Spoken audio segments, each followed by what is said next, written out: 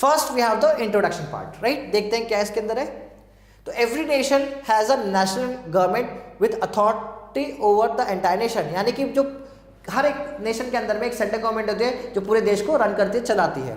There is also a series of local government, क्या ये उसके साथ में कुछ लोकल गवर्नमेंट्स होती हैं, of which has authority over a particular सब नेशनल ज्योग्राफिकल एरिया, यानी कि हर एक स्टेट के बाद जो लोकल गवर्नमेंट होती है उसके पास अपना खुद का एक एरिया होता है ज्योग्राफिकल, जिस पे वो रूल करती है। These areas are known by various name, और हर जगह पे उसका नाम अलग अलग नामों से जाना जाता है। सच एज स्टेट और प्रोविंसेस, स्टेट बोलते हैं, प्रोविंसेस बोलते हैं, अ श्राइन और डिपार्टमेंट, सिटी और कम्यून एंड सो ऑन, अलग अलग नामों से जाना जाता है। We have already read in the first chapter the government have been classified into legislature, executive and judiciary. हमने पढ़ा था कि गवर्नमेंट के कितने पार्ट्स होते हैं, 3, legislature, executive and judiciary. The constitution of India establish a parliamentary system of government. अब constitution of India में क्या है, एक पार्लियामेंट्री फॉर्म ऑफ गवर्नमेंट है, both at centre and the state level, right. यानी कि पार्लियामेंट्री का मतलब है कि दो फॉर्म हो गए, एक सेंटर हो गया और एक स्टेट हो गया। In which the government is accountable to the legislature, और यहाँ पे गवर्नमेंट क्या है, अकाउंटेबल है, यहाँ इसको बताना पड़ता है, किसको, लेजिस्लेचर को। It is also known as cabinet government, a classification of the democratic form, यानी उसको क्या बोलते हैं, हम कैबिनेट गवर्नमेंट बोलते हैं, राइट, जो एक डेमोक्रेटिक फॉर्म ऑफ गवर्नमेंट का पार्ट है।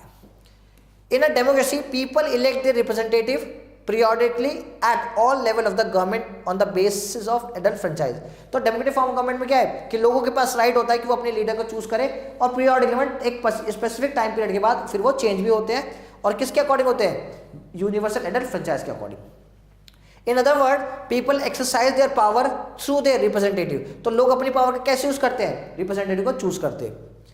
Who sit in a parliament at the central level, कहाँ बैठते हैं वो, पार्लियामेंट में। अगर सेंट्रल लेवल की बात करें तो कहाँ बैठते हैं, पार्लियामेंट में। State legislature in each state, और वैसे ही हर एक स्टेट में स्टेट लेजिस्लेचर होती है जहाँ पे रिप्रेजेंटेटिव बैठते हैं और बातें करते हैं। The panchayat and the municipality in the every village और सिटीज, तो अगर हम बात करें वही फर्स्ट लेवल पे, तो पंचायत कहाँ पे, गांव में होती है। तो म्यूनिसिपैलिटी और पंचायत है कि कैसे लोग अपने रिप्रेजेंटेटिव को चूज करते हैं, right. Next, the parliament of India is the highest representative body of Indian people at the national level. अगर हम बात करें नेशनल लेवल पे, तो यहाँ पे पार्लियामेंट है जो लोगों को चूज करते हैं अपने रिप्रेजेंटेटिव को। It consist of the president of India, 2 houses. और पार्लियामेंट कैसे फाउंड होती है, तो पार्लियामेंट फॉर्म होते हैं 3 पार्ट्स में, कैसे, प्रेसिडेंट, फिर लोकसभा और फिर राज्यसभा, ठीक है। ऐसे करके क्या बनती है, पार्लियामेंट फॉर्म होती है। The Lok Sabha is called lower house and Rajya Sabha is called the upper house. तो लोअर हाउस कौन सा है, लोकसभा, और अपर हाउस कौन सा है, Rajya Sabha. Parliament make laws for the whole country, पूरे देश के लिए कौन लॉ बनाता है, parliament. Pass the national budget and deliberate on the issue of public importance, तो क्या करता है, नेशनल जो बजट होता है वो कहाँ फाउंड होता है, कहाँ फाउंड होता है, पार्लियामेंट में। और जो भी मेन इश्यूज होते हैं पब्लिक के, वो कहाँ डिस्कस होते हैं, पार्लियामेंट में। The real executive of the country, तो जो रियल एग्जीक्यूटिव होता है कंट्री का वो कौन है, प्राइम मिनिस्टर। कौन है, prime minister and his council of minister are responsible. तो कौन रिस्पॉन्सिबल है, prime minister and the council minister, जो बेसिकली जो इंपॉर्टेंट जो मिनिस्टर्स होते हैं they are called the council of ministers. तो सब मिलकर क्या करते हैं, ये हेल्प करते हैं कंट्री को रन करने के लिए। Parliament exercise control on them on behalf of the people bye asking question, supplementary questions. तो पार्लियामेंट कैसे कंट्रोल करती है लोगों को या अपने लीडर्स को, उनसे सवाल पूछ के आपने ऐसा क्यों किया, राइट, इस तरीके से। Lok Sabha can even remove prime minister and other minister by passing a vote of no confidence against them. तो लोकसभा में प्राइम मिनिस्टर और जो उसके मिनिस्टर्स, अदर मिनिस्टर्स, उन सबको हटाया जा सकता है, कैसे, नो कॉन्फिडेंस को पास करके। फर्स्ट आगे देखते हैं क्या है, लोकसभा। द लोकसभा और the house of people is the first chamber of parliament. तो चैम्बर ऑफ पार्लियामेंट फर्स्ट बोला जाए कौन सा है, लोकसभा। क्यों, क्योंकि ये हाउस ऑफ द पीपल है। It is the nerve centre of the government, क्या है, मतलब बिल्कुल इंपॉर्टेंट पार्ट है किसका, सरकार का, क्या, Lok Sabha. It is representative chamber of parliament of India, क्या है ये रिप्रेजेंटेटिव, मतलब लोग अपनी बातों को यहीं पे रिप्रेजेंट करते हैं इसी वाले चैम्बर में, किसमें, लोकसभा में। It is the nation of session, क्या ये सबसे इंपॉर्टेंट सेशन होते हैं यहाँ पे। The sovereignty of parliament lies with the Lok Sabha, यानी कि यहाँ पे सॉवरेनिटी, यानी कि लोकसभा किसी के इशारे पे काम नहीं करता, right. It represent the people and act as a minor nation, और क्या ये लोगों की जो बातें होती है उनको रिप्रेजेंट करता है। Its member are directly elected by the people on the basis of adult franchise. तो जो मेंबर होते हैं लोकसभा में वो क्या डायरेक्टली इलेक्ट करते हैं, किसको, रिप्रेजेंटेटिव को। The constitution has prescribe 552 as maximum number of the membership of Lok Sabha. तो लोकसभा के अंदर में मैक्सिमम कितने मेंबर्स हैं, representative, 552। However, there are 545 member in the present Lok Sabha, और प्रेजेंट में कितने 545 मेंबर्स हैं। Of which 543 are elected representative of the people, right, ये लोग हैं, और 2 are nominated by the president of India, यानी कि 2 लोगों को खुद कौन चूज करते हैं, president of India. 543 are elected by the people and 2 are elected by the president of India. Picture किसकी है ये, पार्लियामेंट ऑफ हाउस की। The whole country is divided into constituencies और territorial segments for the purpose of election to the Lok Sabha. यहाँ पे मतलब क्या है कि कंट्री को डिवाइड कर दिया है कॉन्स्टिट्यूएंसी में और टेरिटोरियल फंक्शन में। Each constituency generally comprises 5 to 7.5 lakh people. हर एक कॉन्स्टिट्यूंसी के अंदर में कितने लोग हैं, 5 से 7.5 लाख लोग इसमें लाई करते हैं, right. And elect 1 representative to the Lok Sabha, और वही लोग एक रिप्रेजेंटेटिव चूज करते हैं किसके लिए, लोकसभा के लिए। Some constituencies are reserve for schedule caste, schedule tribe. कुछ कॉन्स्टिट्यूएंसी रिजर्व है कि वहां से खाली शेड्यूल ट्राइब और शेड्यूल कास्ट के पीपल ही वहां से इलेक्शन रिप्रेजेंट कर सकते हैं। Only candidate belonging to these two category can contest election from these constituency। तो उस कॉन्स्टिट्यूएंसी से खाली यही 2 कैटेगरी के लोग वहां से इलेक्शन लड़ सकते हैं। The election to the Lok Sabha are conducted under the supervision of an independent agency known as Election Commission of India। अब जो इलेक्शन कंडक्ट करवाता है लोकसभा के, कौन कंडक्ट कराता है, election commission of India. The election commission makes elaborate arrangement for the free and fair election. तो जो काम है कि फ्री और फेयर इलेक्शन हो, तो वो किसके अंडर में होता है, कमीशन के अंडर में। कौन सी, इलेक्शन कमीशन ऑफ इंडिया के। The name of candidate contesting the election from every constituency are printed on a paper known as ballot paper. तो जो लीडर कौन कैंडिडेट कहाँ से खड़ा हो रहा है, उसका किस पे नाम होता है, बैलेट पेपर के ऊपर उसका नाम होता है। The ballot paper also contain the symbol of the political party. तो जो आपने देखा होगा पॉलिटिकल पार्टीज होती है, सबका कुछ ना कुछ सिंबल होता है, राइट। अब जो सिंबल होते हैं वो कौन देता है, वो भी कौन डिसाइड करता है, इलेक्शन कमीशन ऑफ इंडिया देता है, राइट। तो हर एक पार्टी का अपना यूनिक सिंबल होता है। You must have heard the name of the many political party, like जैसे आपने बहुत सारी पॉलिटिकल पार्टी के नाम सुना, कौन सी, नेशनल कांग्रेस, कौन सी, इंडियन नेशनल कांग्रेस, फिर भारतीय जनता दल, जनदल, बहुजन समाजवादी पार्टी, ये सब क्या डिफरेंट पार्टीज है।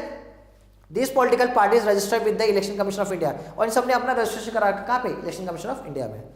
which allows party tickets to the candidates and fill them in the election। और ये क्या करती है, इसी के बेसिस पे पार्टीज को इलेक्शन के लिए टिकट्स मिलते हैं और फिर वो अपना नॉमिनेशन करके देते हैं, भरते हैं।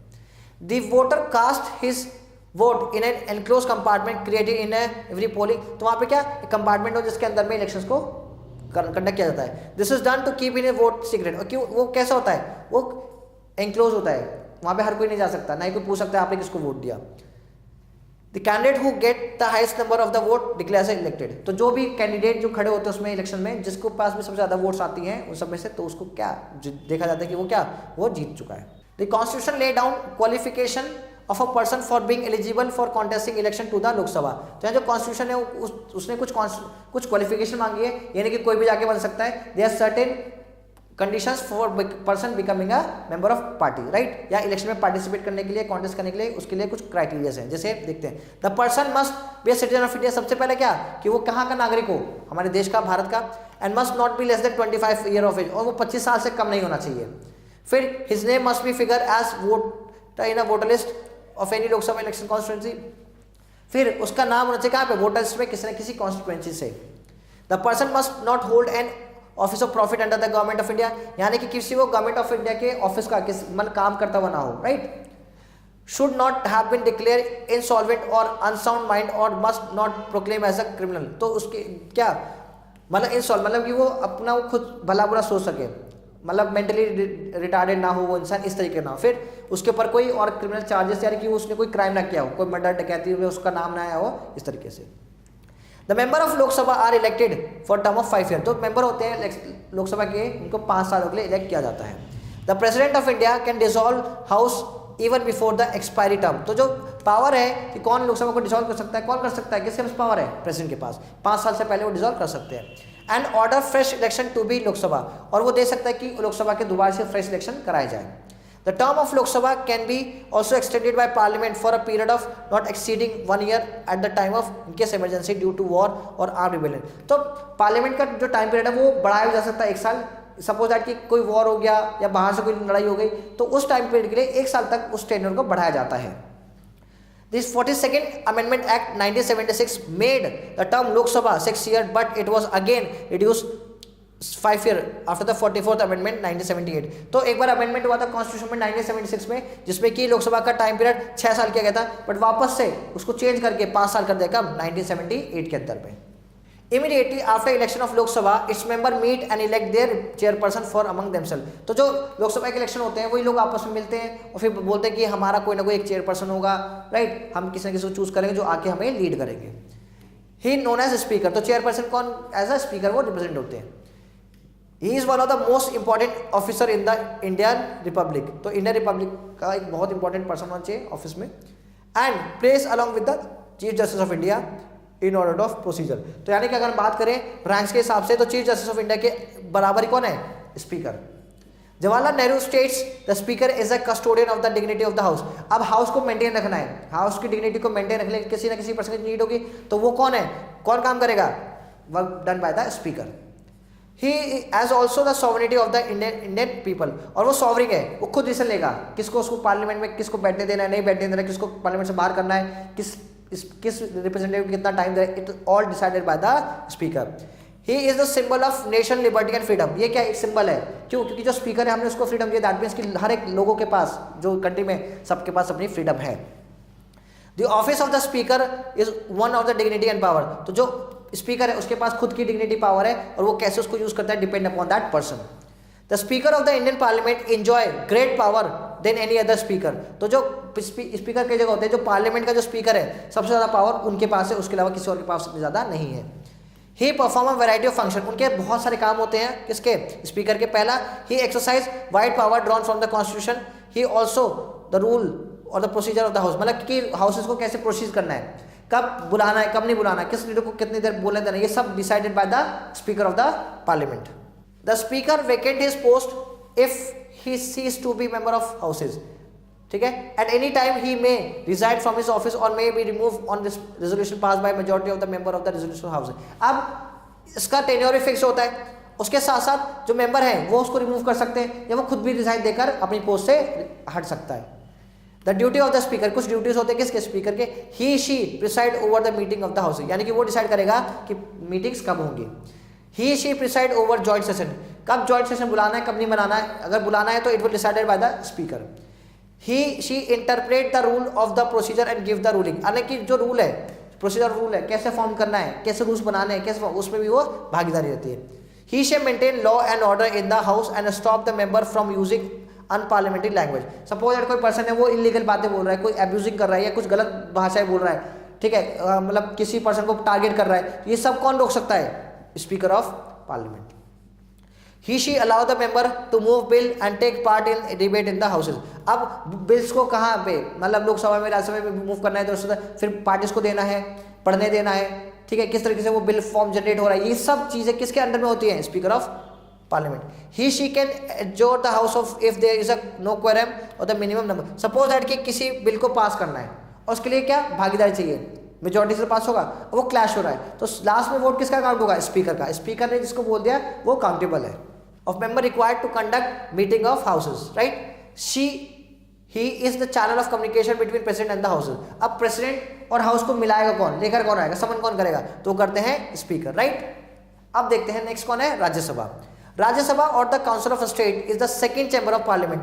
तो पार्लियामेंट का सेकंड चैम्बर क्या है, Rajya Sabha.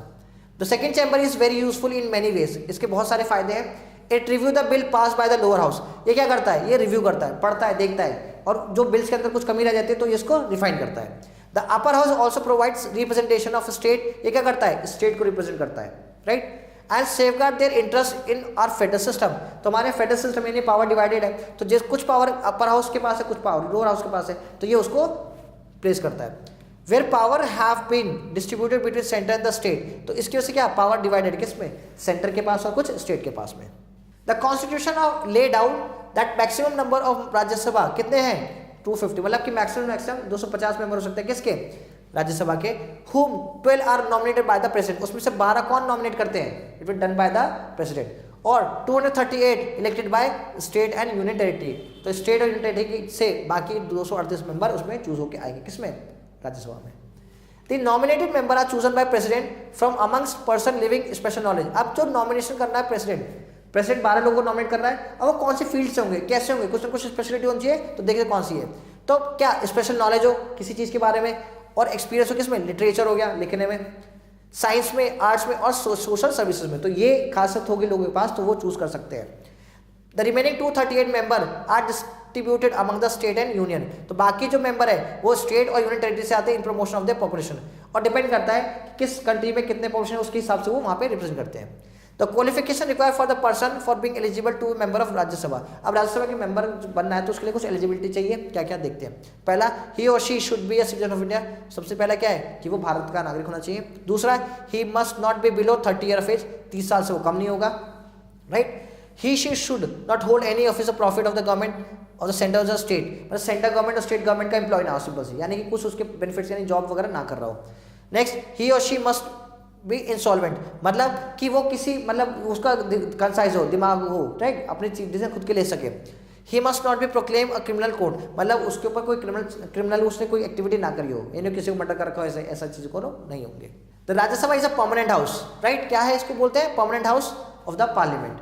1/3 of its member retire every 2 year, यानी कि 1/3 मेंबर्स में से क्या होते हैं, रिटायर होते हैं हर 2 साल के बाद, एंड अनदर 1/3 और इलेक्टेड प्लेस देयर, और जितने लोग वहां से गए बाकी लोग फिर वहां पे अपॉइंट हो जाते हैं, राइट। इसलिए इसको क्या बोलते हैं, the term of every member is 6 year. यहाँ पे थोड़ा सा डिफरेंस है कि लोकसभा के जो मेंबर की उनकी 5 साल थी, इनकी कितनी टेन्योर है, 6 साल की। The Rajya Sabha is never fully dissolve and the country never without his, और यहाँ की जो ये राज्यसभा है वो कभी डिसॉल्व नहीं होगी। दूसरा, country is never without dissolve, और कंट्री कभी भी नहीं चल सकती किसके बिना, राज्यसभा के बिना।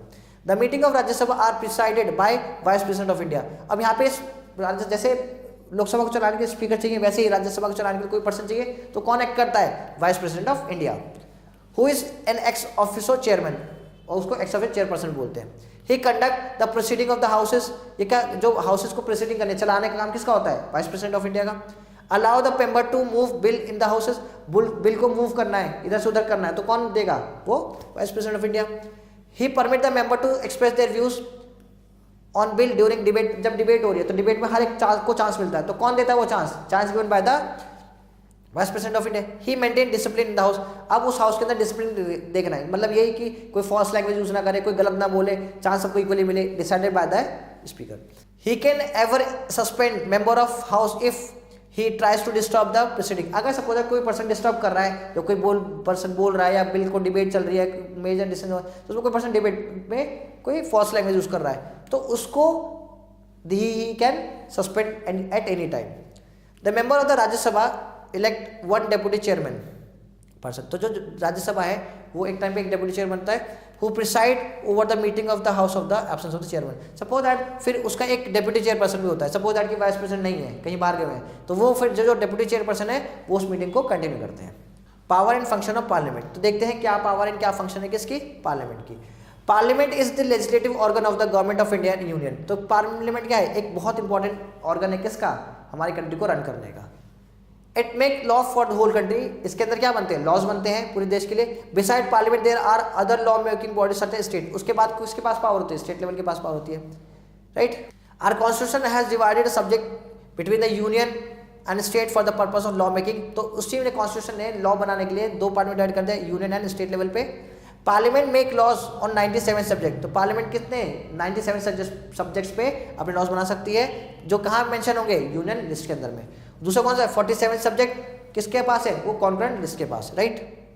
Next, beside the law making function, मतलब उसके अलावा भी कुछ फंक्शन किसी पार्लियामेंट के पास।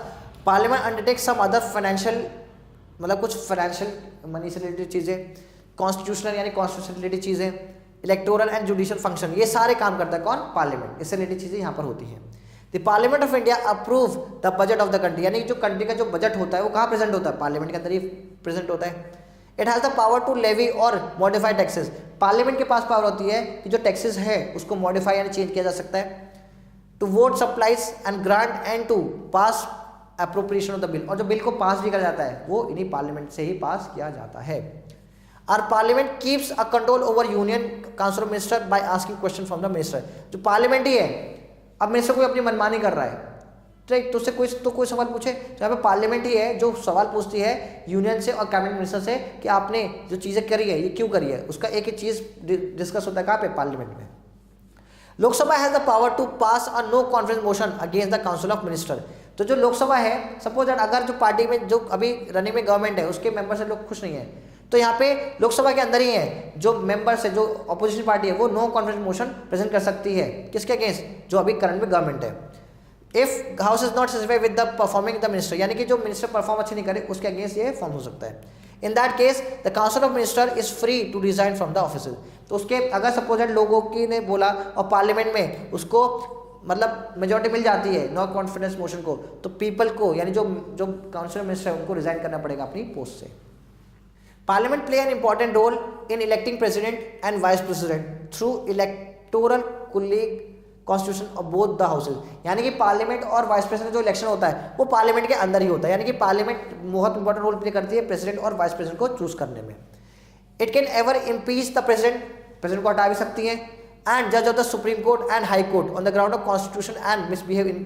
किसके यहाँ पे देखो, आप प्रेसिडेंट को हटा सकते हो, कहाँ पे, पार्लियामेंट में। आप सुप्रीम कोर्ट के जो जज है उसको हटा सकते हो, जो हाई कोर्ट के जज है उनको भी हटा सकते हो। क्यों? क्योंकि कॉन्स्टिट्यूशन में लिखा गया है कि अगर उन्होंने कॉन्स्टिट्यूशन का उल्लंघन किया या मिसबिहेव किया या कुछ गलत चीजें करी तो पार्लियामेंट उसको हटा सकते हैं, रिमूव कर सकती है उसकी पोस्ट से।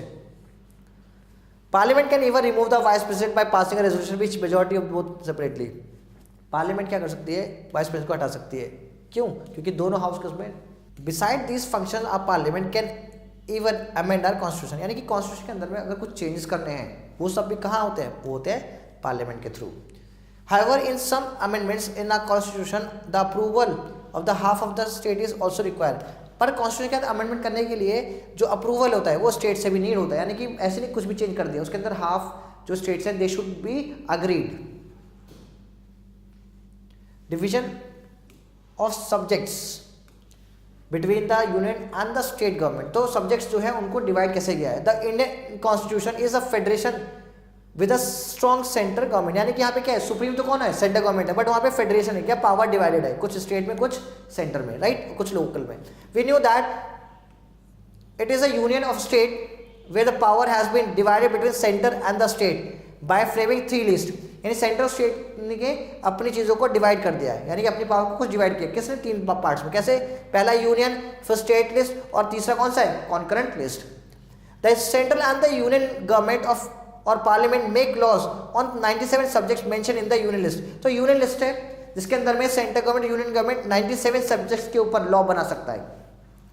The most important subject include in this list are railway, foreign affairs, army, home affairs, finance, formation, information and technology, health and the transportation.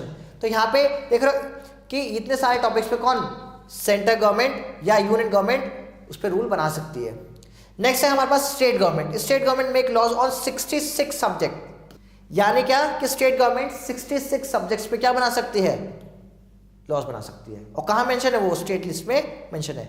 The most important subject list कौन कौन से देखते हैं, police, hospital, sanitation, agriculture, irrigation, education and health. तो ये कौन से topics हैं, these are the topics of किसके पास है, स्टेट गवर्नमेंट के पास है। कितने स्टेट गवर्नमेंट, 66। नेक्स्ट हमारे पास कौन सा है, कॉन्करेंट बच गया। तो the administration of 47 subject of the concurrent list under the supervision of union and the state government. तो यहाँ पे दोनों स्टेट और यूनियन दोनों मिलकर यहाँ पे रूल्स बनाते हैं। और टोटल कितने सब्जेक्ट हैं, 47 सब्जेक्ट्स होते हैं। द मोस्ट इंपॉर्टेंट कौन कौन से उसमें से, कॉन्करेंट लिस्ट में marriage, newspaper, labour, welfare, civil, criminal procedure and factories. तो ये सब लॉज दोनों मिलकर बनाते हैं। Next, how a bill become a law, कि एक बिल लॉ कैसे बनता है। A bill is a proportional and it became a law when it pass by parliament, right. A bill क्या है, a bill propose become law कब बनेगा, जब वो पार्लियामेंट में प्रेजेंट होगा। The Lok Sabha, the Rajya Sabha and the president, तो उसमें लोकसभा, राज्यसभा, प्रेसिडेंट सब जब पास होगा इनके थ्रू तब जाके वो क्या बनेगा, वो एक्ट बनता है। It passes through several stages in both the houses, कई स्टेज होते हैं और दोनों हाउस यानी कौन से, लोकसभा और राज्यसभा दोनों हाउस से, and finally goes to the president for his assent. तो इन द एंड किसके पास जाएगा, वो प्रेसिडेंट के पास जाएगा असेंट और साइन और मंजूरी के लिए। The first stage called introduction stage, पहले स्टेज को क्या बोलते हैं, इंट्रोडक्शन, और वो क्या बोलता है, उसको बोलते हैं हम एज अ ऑर्डिनरी बिल। क्या बोलते हैं, ऑर्डिनरी बिल। तो ordinary bill can be introduce either the 2 houses, right, दोनों हाउस में से भी वो, मतलब सपोज आप कोई ऑर्डिनरी बिल है वो किसी में भी प्रेजेंट कर सकते हो, चाहे आप पहले लोकसभा में या चाहे आप राज्यसभा कहीं भी कर सकते हो। बट अब money bill is introduce only इन लोकसभा, पर जो मनी बिल होगा वो कहाँ पे इंट्रोड्यूस होगा, वो होगा लोकसभा में। The money bill is a propose resolution involving income और एक्सपेंडिचर। कौन से होते हैं, जो इनकम और एक्सपेंडिचर के ऊपर जो बात करते हैं, जो चेंजेस होते हैं, what we call it money bill. Thus the finance minister introduce money bill. कौन इंट्रोड्यूस करता है, finance minister, in the form of budget. किसके फॉर्म में करते हैं, बजट के फॉर्म में, with the prior approval of the president, और उसके पहले अप्रूवल किससे लेना पड़ता है, प्रेसिडेंट से। After introduction of the bill it pass through 3 reading. जब हम बिल को इंट्रोड्यूस करेंगे तो वो कितने 3 स्टेज होते हैं रीडिंग के, पहला, सेकंड और थर्ड, 3 स्टेज हो गए, first, second, third. In first reading there is a brief discussion in the house on the purpose of bill in which 2 houses और 3 मेंबर टेक पार्ट। अब यहाँ पे क्या है कि जो पर्पस होता है, यानी बिल आप लेकर आए उसका क्या पर्पस है, क्यों लेकर आ रहे हो, उससे क्या क्या चीजें होंगी, ये कब फर्स्ट रीडिंग में वो डिस्कस होता है। The member who has introduce the bill speak on the merit of the bill. जो पर्सन उसको इंट्रोड्यूस कर रहा है बिल को, वो उसके मेरिट्स को गिनवाएगा कि इसमें ये फायदे हैं। The speaker also give a chance to other section of the house to speak against the bill. फिर स्पीकर का काम होगा दूसरे लोगों को बताना कि आप अब इस जो बिल है इसके अगेंस्ट में आप बोलना शुरू करें। नेक्स्ट है सेकंड स्टेज। तो सेकंड स्टेज में क्या होता है, the second reading there is a detailed discussion on the merit and demerit of the bill. तो दूसरा क्या है, मेरिट और डीमेरिट दोनों वहां पे डिस्कस होते हैं कि इसके ये फायदा है, उसके ये नुकसान है। This is a very important stage for the bill. ये क्या है, ये बहुत इंपॉर्टेंट होता है।